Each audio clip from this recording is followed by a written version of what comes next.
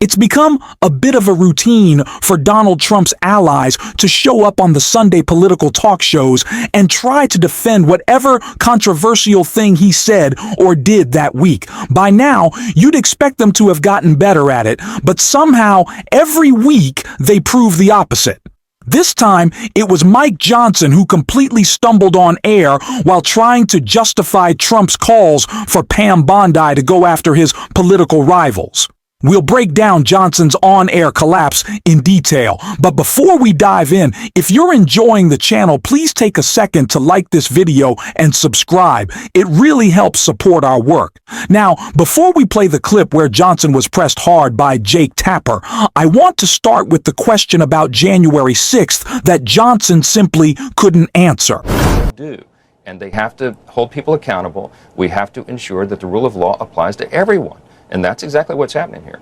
Does the rule of law have to apply to people who stormed the Capitol on January 6th? Well, I'm glad you brought that up. There's new information over the last couple of days about that as well. Apparently, there were 274 FBI agents in the crowd on January 6th. No. I think the total number of persons involved... Cash Patel just brought some enhanced understanding to that. They were sent there to do crowd control because of everything that was going on. It wasn't a false flag operation, as President Trump suggested.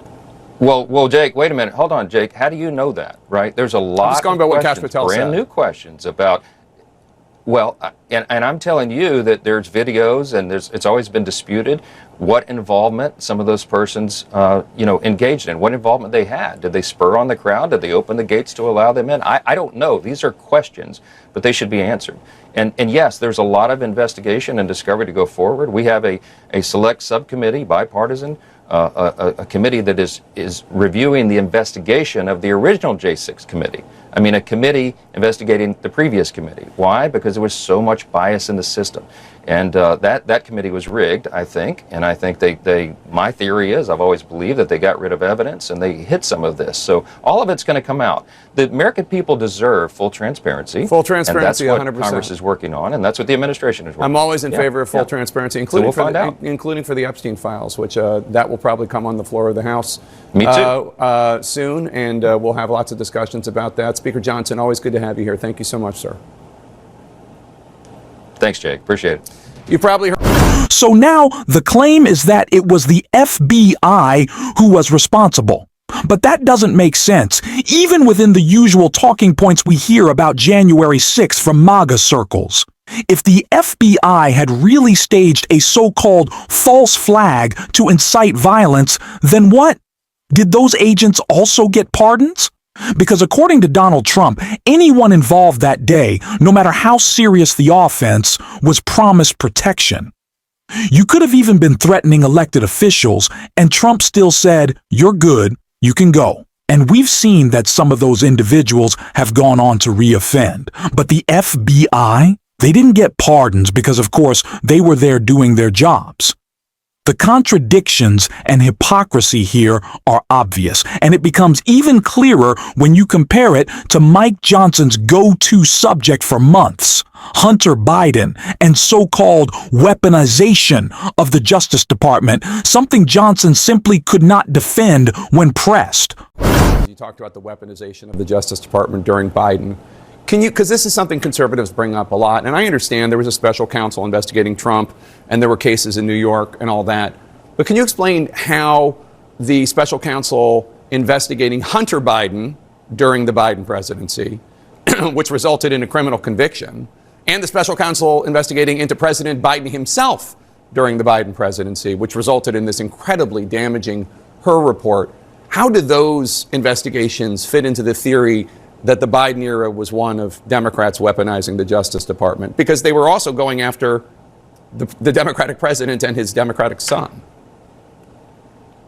They were not going after the president and his family. They did the bare minimum that they had to do to maintain the label on the door, Department of Justice. Okay, look, everyone knows this. This is not even a matter of dispute. Hunter was going to go to jail. President Trump, even when he was not president. Well, they went after President Trump criminally, civilly, they tried to just ruin him, destroy him, because they didn't want him to run for president again. I mean, there are volumes written about this, Jake, and you and I both know that that's true. And there'll be a lot of accountability, I hope, in the future to ensure that this kind of thing doesn't happen again. Comey has been on a tirade against Trump since way back then, since 2016, 2017. Remember, he famously walked on the beach and put 8647, implying that President Trump should be exterminated effectively, okay? It was a big controversy several months back, right? He has shown his bias, and they have used the Department of Justice against him. Remember all the former intel officials who signed the letters saying that the phony Russian dossier was real? I mean, everybody knows this. We don't have to relitigate it this morning. The point is the Department of Justice currently is doing what the Department of Justice should do, and they have to hold people accountable. We have to ensure that the rule of law applies to everyone, and that's exactly what's happening here. Once again, it's just exhausting and sad to watch. Mike Johnson can't even muster up a real response anymore. The arguments are so incoherent that he'd rather stay vague than risk being picked apart by Jake Tapper, who, I'll admit, isn't usually my favorite. But he did a solid job with the pushback this time. What we saw was a complete collapse from Johnson, who simply had nothing. And the fallback line about Hunter Biden doesn't even make sense, because yes, Hunter Biden was prosecuted and convicted.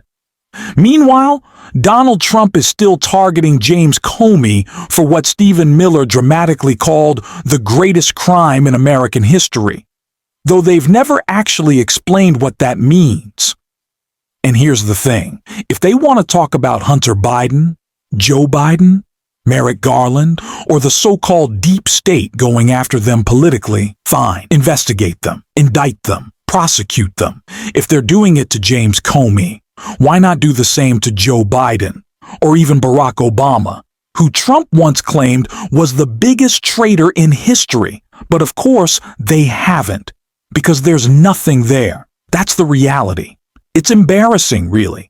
The rhetoric may still energize the MAGA base, but outside that bubble, it's falling flat. Even farmers across America, some of Trump's core supporters, are now either praying for relief or turning on him over his tariffs, which Senator John Thune tried to defend in a way that honestly came off as laughable. Ask the president to roll back some of his tariffs instead of supporting a taxpayer-funded bailout for farmers. I think the big issue with the tariffs, Kristen, is China.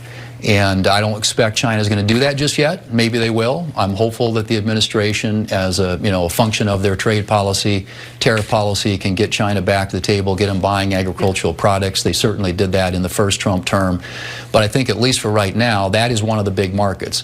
And the Chinese are buying from Argentina, they're buying from Brazil, paying much higher prices per bushel simply to punish the U.S. and our farmers. So we've got obviously we've got a situation here. We hopefully, it is short-term in nature. If we have to do something to support farmers, the long-term best outcome and solution for America's farmers is open markets, and I'm hoping the administration will be successful in achieving that. So, Leader Thune. And now it's back to the blame China argument. Honestly, it's embarrassing at this point, not just for Trump, but also for the farmers who are caught in the middle. There's been a lot of conversation online about how we should respond to people in crisis because of Donald Trump's policies, especially when it's tied to economic class issues. Do we laugh? Do we say, "We told you so"? Or do we try to bring them into the coalition? Personally, I don't think anyone is going around mocking farmers in Indiana or Iowa to their faces about unsold soybeans. But privately? Sure, people might find it ironic. The important point, though, is this. The pain these farmers are feeling is a direct result of Trump's policies. It's not just a poorly designed economic plan, it's also about corruption. These tariffs have created wild fluctuations in the stock market, and Trump and his allies appear to use that to their advantage, buying in, selling high, and timing the market for profit. We've even seen similar behavior around crypto. And in Congress, there's a clear pattern of insider trading tied to these decisions. So do I feel bad for farmers who voted for these policies? Not really. Do I think mocking them is the right answer? Maybe not. But the key is to expose the corruption driving all of this. If people don't understand why they're experiencing this pain, how will they ever vote differently? At the end of the day, corruption is the core issue here. And Senator Ossoff put it perfectly, so let's take a look at what he had to say. Deeper story here about corruption in American politics, which is something the Democratic Party needs to focus on, which is that Trump, in my view, is a symptom of the deeper corruption in our politics. Like, how is it that we have a demagogue who promises to tear it all down, elected twice to the presidency? It's in part because much of the American public has lost faith in our political system. Totally agree. And with just cause. Since Citizens United, this political system has been corruption on steroids. And that is a big part of why policy doesn't serve ordinary people. So as Trump poses this sort of radical threat to the rule of law and the Constitution, things that we have to protect, we can't just become mere guardians of the status quo. We have to be about change and reform. And money in politics is like the root of all of this. We have to focus on that. You know, the vast sums of corporate and billionaire money in our political system, with or without Trump, are why ordinary people are so ill-served by elected officials and by Congress. We need to take up that mantle and run with it. And if we don't solve this problem, even once we put Trump back in the box in the midterms and once he's gone, the country will still be in deep trouble.